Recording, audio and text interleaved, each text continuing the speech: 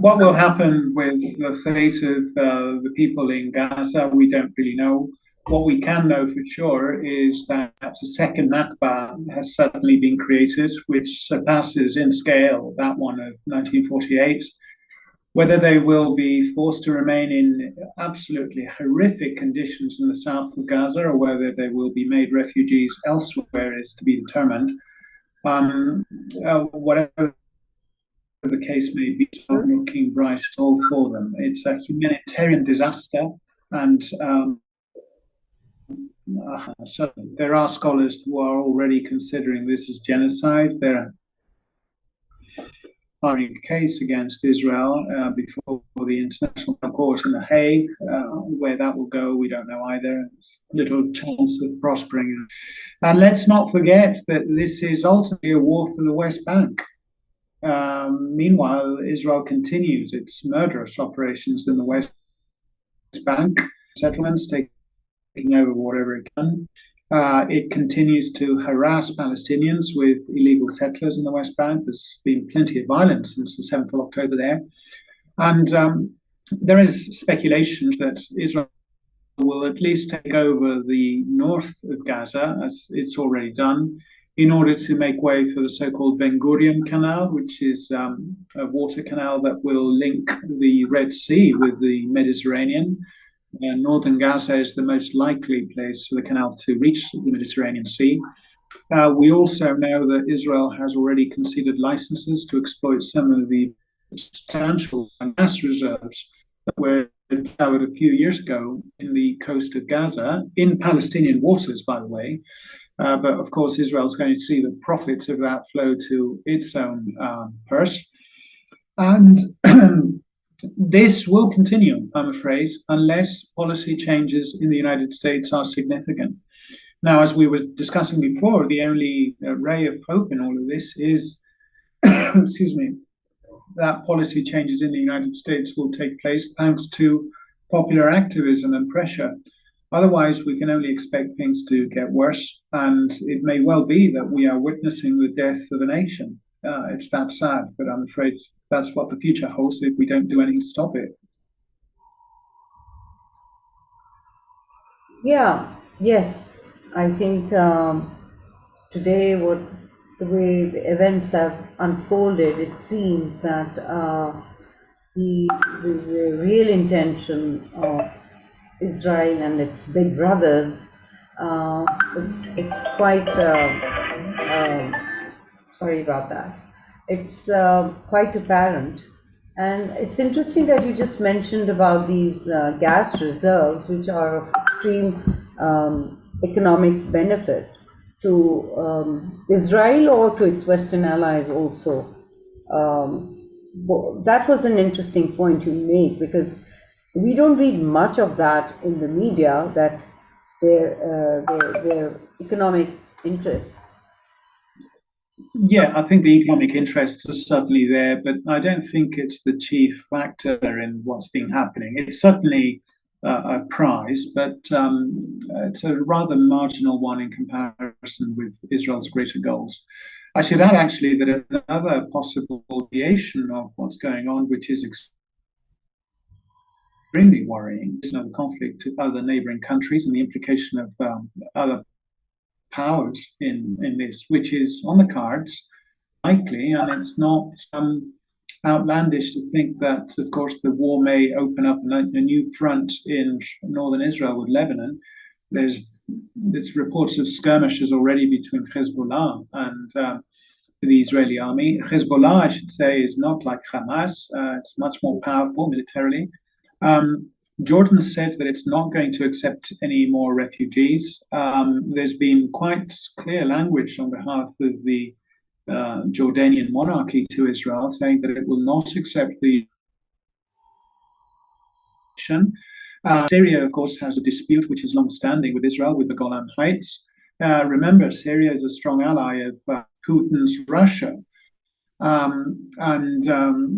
There are factors in the region that may compel other agents to chip in to the conflict and to open up new fronts. And that could escalate to heights that we can only imagine. But if any of the great powers gets directly involved in this, we can only assume the worst will happen. So it's awful as it is already, but to even contemplate the intervention of any of the great powers directly on the ground is even worse. I should say, actually, that the United States is already implicated directly on the ground with a military unit that was sent specifically to Israel. When Joe Biden was there, he met them. And it's likely that there are US forces on the ground in Gaza right now. The United States has also sent aircraft carriers to the Mediterranean, and it's off the coast of Lebanon in order to keep the Lebanese and particularly Hezbollah in check. It's clearly a warning signal to Hezbollah saying, if you dare intervene, we will wipe you off the map, so to speak. There have been envoys, or rather carriers, Navy units from Britain as well in the Mediterranean that have gone there to pose as the great power. And there's even been deployment of Dutch troops involved in this conflict. So it does have the risk to rapidly escalate into wide conflagration. And I don't think anybody wants that, really. It could only be worse for the people of the region, particularly, and for everybody in general. Other than that, I think there's little prospect of any of the Arab powers to take a strong stance against Israel. Not Saudi Arabia. Iran? What's your take on Iran? Well, Iran is, in some senses, it's a question mark. I should start by prefacing this with the fact that prior to October 7th, and for a very long time, the belligerent statements against Iran by Israeli leaders, military and political leaders, have been routine. I mean, Iran is considered a threat to the existence of Israel because it's deploying nuclear program. Firstly, Iran has ratified the Non-Proliferation Treaty, and there's no evidence whatsoever that it is developing nuclear weapons. Contrary to Israel, by the way, which is known to have hundreds of nuclear weapons and has not ratified the Non-Proliferation Treaty. Even Israel's prime whistleblower on this has been in solitary confinement for decades now. Mordechai Vanunu, his name is. So Israel is, of course, a nuclear power. It may even have hydrogen bombs by now. Iran, as far as we know, does not. And whatever you think of Iran, and it's certainly not a political regime that I favor, but its international record is one of non-aggression. Iran has not invaded anybody, and it's not planning to invade anybody, among other things, because the clerics in Iran know very well that if they do so, they'll be pulverized. It will be a perfect pretext for Israeli hawks and US hawks to launch an outright assault on Iran. But that doesn't mean to say that Iran may not get involved somehow if pushed. I don't think they will intervene.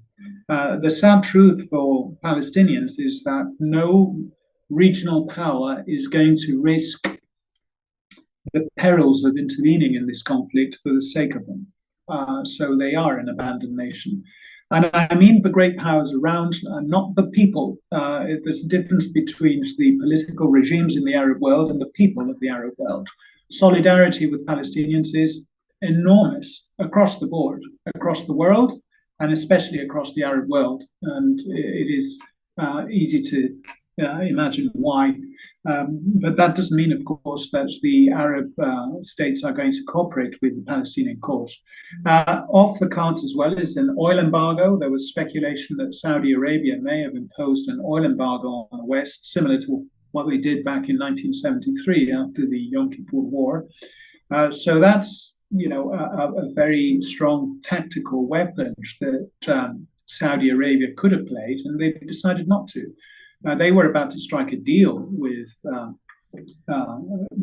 Israelis, which looks more unlikely after this. I don't think Saudi Arabia will go all the way to signing a peace treaty, a permanent peace treaty with Israel after what's happened in Gaza. Among other things, because any peace treaty with Israel by now is going to contain compromises on the Palestinian question. So I think that's more and more unlikely. So we're looking at a very polarized environment. The United States and Israel, of course, stand alone in the world as far as the resolution of this conflict goes, and an ever increasing source of tension. And of course, the West, by which I mean the United States, Israel, and Europe generally, their credibility has been completely shattered by all of this. I mean, the hypocrisy is just Yes, colossal. it has You been. compare the reaction Yes, to yes, the Russian invasion of Ukraine, which, yes, whatever you think, that's a far yeah, more legitimate cause than what's been going on in Gaza for the last few weeks, um, is extraordinary. absolutely. And I think it's been exposed, as you said, it's quite black and white. And it's, as you mentioned, probably the only glimmer of hope would be the massive solidarity protests that we are witnessing worldwide. However, I don't know. Personally, I feel it has to get to a scale where there's enough pressure that builds up, even on UN bodies, even the International Court of Justice. As you know, that lawyers have already, some lawyers have, they've gone to the International Court of Justice as an international crime. I don't know what's going to come out of that. I don't know. Frankly, I'm not, as of past few days, I have not been following that story. I'm not sure if you know if it's making any headway with this. Well, I know there have been attempts by international lawyers, and there are underway to file a case against Israel for Yeah, yeah, its actions in Gaza. yeah. We know as well that the chief prosecutor of the International Criminal Court, Mr. Khan, visited Israel. He apparently showed a lot of interest for the crimes of the 7th of October, but no interest at all in what followed. So that's another obstacle, I suppose. But who knows where that will go? To be honest with you, even if the criminal court files a case against Israel and Israeli military leaders, and there's plenty of evidence against them, there's no question about that, Yes. massive evidence. A different thing is whether the court will be powerful enough to enforce a sentence, and that's almost off the cards completely. The United States will never allow that to happen, and Israel is ready to go to extreme lengths to ignore whatever resolutions international justice favors against them. We have a very good precedent with the 2004 verdict that I mentioned earlier regarding the so-called separation barrier. Israel flatly rejected it and ignored it and proceeded to build the wall regardless, among much else. So I think the only significance of that would be subtly symbolic, and that would be a reminder to future criminals that their actions are increasingly under scrutiny. You see, what's happened in Gaza over the last few weeks is it's quite significant, not so much in terms of scale, unpleasant to think about, but in terms of the scale of the crime, it's not that unusual. I mean, just to give you a precedent, I mean, in 1982, in June that year, Israel invaded Lebanon and killed probably about 15 to 20,000 people. Destroyed Beirut, at least southern Beirut and southern Lebanon. So this is certainly on that scale. But what's really new about it is that it's happening right before our eyes. Right before our eyes, we are seeing the crimes in real time, and we are really in touch with what's going on. And there's very little that people can do about it, which explains to a large extent at least, the wave of solidarity with the Palestinian cause that these atrocities have evoked around the world. Yes. Before we wrap up, I have something. I think there are two aspects of this whole scenario that I would be interested in having your views on. One is the role of China, and the other is how will EU deal with this? As far as the European Union is concerned, the answer is very simple. Whatever the US does, it may occasionally put a little bit of pressure, speak up in favor of the Palestinians very moderately. You'll remember, for example, the Spanish Prime Minister, Pedro Sanchez, who's going to head the European Union in a few months. He traveled there and delivered a speech at the Rafah crossing saying that he supports the Palestinian state and that the death of civilian casualties is unacceptable and so on. He actually met Netanyahu, and there have been diplomatic tensions between Spain and Israel over the president's words during his visit. But frankly, these are just very, very mild gestures. And you should remember as well that when the international community or the European Union claims that the solution is a Palestinian state, that sounds well and nice. But the question is, a Palestinian state where? Where? That's the point. Where? If you look at the map of the West Bank, right now the Palestinian enclaves are reduced to disconnected cantons, and the areas that they have under their control is probably less than 20% of the former Palestine. So, do we really want a state like that? Yeah, I mean, it's worse than the South African Bantustans, really. Oh, absolutely, Actually, absolutely. Netanyahu, the current premier in Israel, had something quite helpful to say about this back in 1996 when he was first elected. He said, yeah, we'll take over whatever we want from the West Bank, whatever's left, the Palestinians can keep if they want. They can call it a state if they like, or they can call it fried chicken. Those were his words. They could call it fried chicken, meaning that whatever's left is completely insignificant. And one need only travel around the West Bank for a little bit, just a little bit, to realize what Netanyahu meant. Even if you go from Jerusalem to the Dead Sea and you cross the West Bank, you see what Netanyahu meant. There's the massive settlement of Ma'ale Adumim, which is a salient of East Jerusalem, that basically segregates the West Bank in two. And you catch a high-tech motorway that leads to the Dead Sea, and you look at either side of the windows in a bus or in a car or wherever you're driving, and you see Israeli agricultural land with Israeli markings left and right all over the place. So that's already been taken over. And that's just part of it. It takes an Israeli would take 10 minutes to drive from Bethlehem to Ramallah. It would take a Palestinian hours. That's assuming that he's not traumatized by Israeli checkpoints. So, yeah, I mean, what's the reality on the ground in the West Bank is increasingly bleak. And as I said before, I'm afraid this will continue unless policy in the US primarily changes radically. Radically. Yeah. And if we have Trump coming in next, I don't see that happening. The only unpredictable factor within the U.S. Calculus power, especially between the two parties and the people, would be the amazing, the growing resentment against the American regime, of the American people, vis-a-vis the policy in Israel and the genocidal approach they have adopted. So again, we've come back to activism, right? It's the massive solidarity protests within the United States as well. And by the way, since you mentioned you were in Israel earlier this year, it seems that there's something brewing within Israel as well, the Israeli citizens, the younger people who are. I honestly disagree with that, Bina. I think Israeli society is profoundly indoctrinated. It is true that there are Israelis who are appalled at what's happening, but unfortunately they are a great minority, very small minority. If you take a look at opinion polls ever since October 7th, there's massive support for the operations in Gaza by the IDF, to the extent that many people think that approximately 20% of Israeli society thinks, or those that were polled at least, believe that the government's not going far enough in wiping out Gaza. They have a clear genocidal agenda.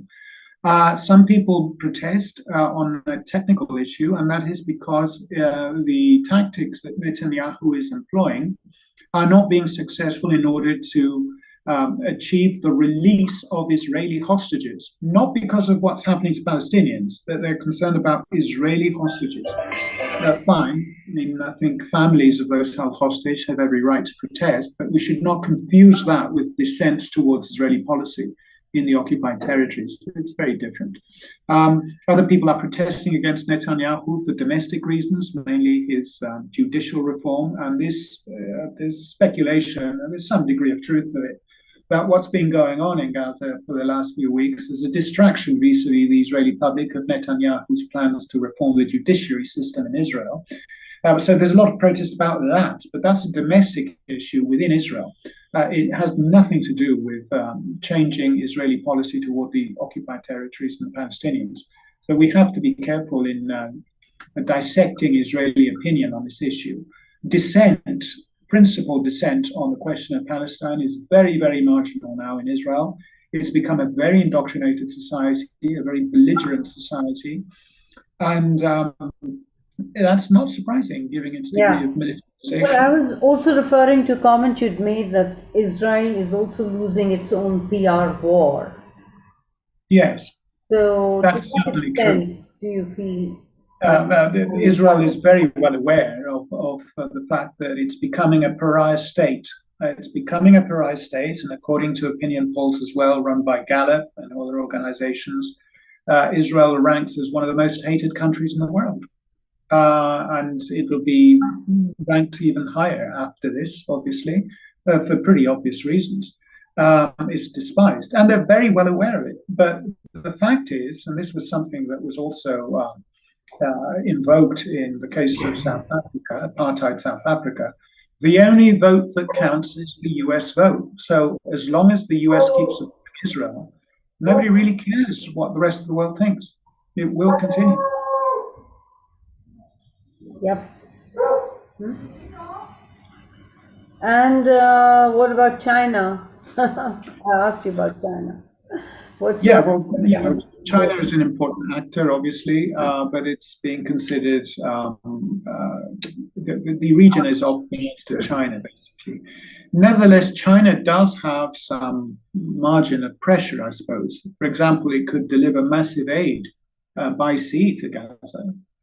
That's one thing they could do, although at the risk of being attacked by Israeli vessels or the Air Force, and that would open up a whole can of worms. But it's the same argument that I mentioned earlier with regards to Iran. I don't think any of the main powers are willing to sacrifice a major confrontation with the United States over this issue of Palestine. None of them will. China may be symbolically significant, may put some diplomatic pressure on Israel. But at the end of the day, in order to change the facts on the ground, I don't think it plays a vital role here. And I don't think China is willing to enter into any international conflict over it. They're too clever for that. That's my opinion. Well, that's quite a doom and gloom situation for now for the Palestinians, especially the children, the civilians, and people, as they call it, the open largest prison camp. So, if in the event, if this genocide is they achieve their goal of Palestinian genocide, I don't think the world will be the same place. Daniel, I think that will be a huge tectonic shift in the calculus of global power and relationships between the Yes, I mean, Russia, China, America, Muslim. my expectation is that Israel will continue with these operations until they get a phone call from the White House telling them to call it off. It's that simple. So pressure is building up in the United States. Pressure is building up on Biden and his administration to call this off. And as happened in other cases of mowing the lawn, if you look into it, they stopped when the United States told them to. That's as simple as that. I mean, the line of thought is that direct. It would take a phone call from the Oval Office to cancel this atrocity right now. So that's well these ladies have a window of opportunity, and they're making the best of it. And they'll take it as far as they're allowed to by Washington.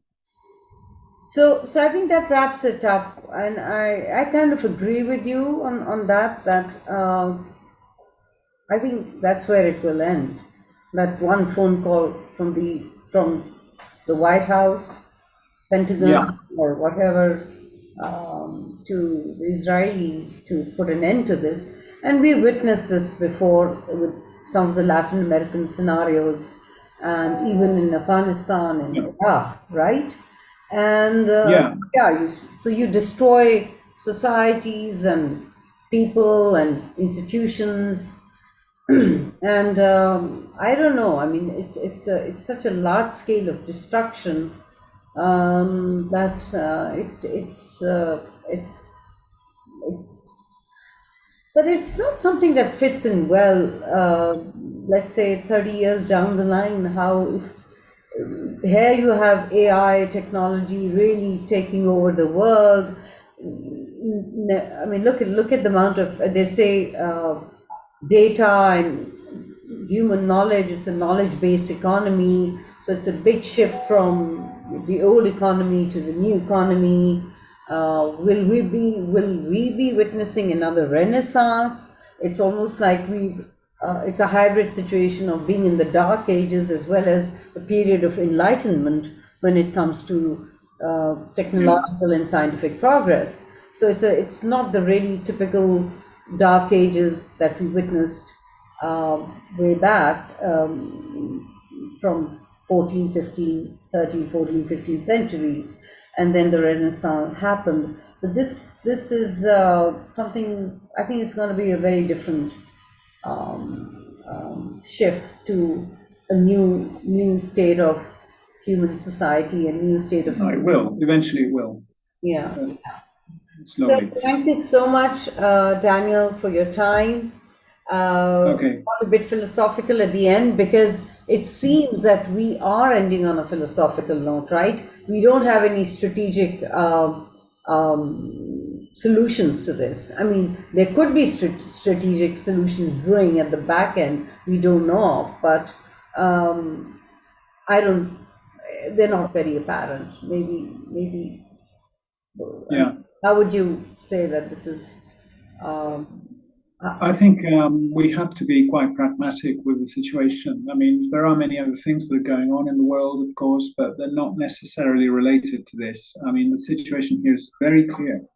Is one of the things about the Israel-Palestine conflict that's attracted me, contrary to many illusions that you hear in the media, is that the simplicity of it. It's a very simple issue. The issue itself is extremely simple. It's perfectly understandable. The balance of forces is crystal clear. The solution is by no means ideal, but there is a huge consensus, as I said before. And there are two parties that systematically block it. That's right. And there won't be any solution to this unless that changes. And things can only get worse. The rest of the events that are going on in the world, yes, they're very significant, they're transformative and what have you, but they have absolutely no bearing on the crux of the matter here. And when one looks at it that way, it's extraordinary how simple this is. It's difficult to resolve, but the issues are very, very straightforward. That's my view. Yeah, that's very paradoxical. It's very ironical too. So thank you, Daniel, once again for your time, and we'll be in touch. Okay. Not necessarily on this topic. Remember when I met you in Madrid this year, we also spoke about the idea of nation states, how relevant they stay and all that. So maybe, a couple of more conversations down the line, depending on your convenience. So Okay. thank you, Daniel. It was a pleasure to have you.